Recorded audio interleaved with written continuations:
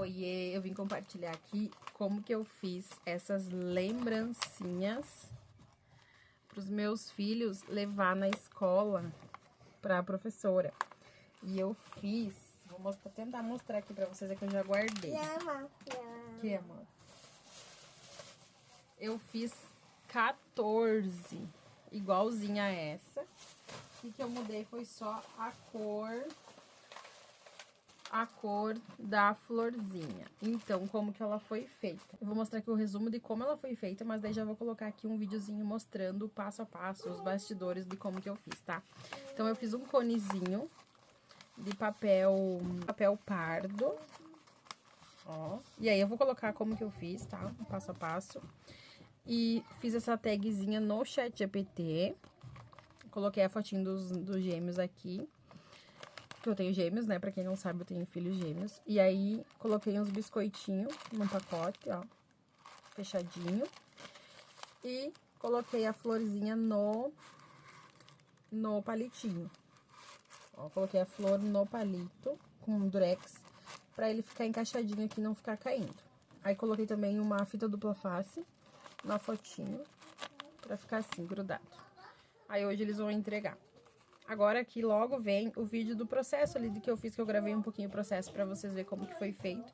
É bem facinho e não deu muito custo. Eu não somei o custo certo, assim, por cima, mas eu gastei 38 de biscoito pra essas 14... lembrancinha. Gastei, daí o fio da flor já tinha, né, o fio de malha. E o resto também eu já tinha tudo em casa. Mas vamos dizer que se fosse colocar o custo assim por cima, não dá nem 10 reais.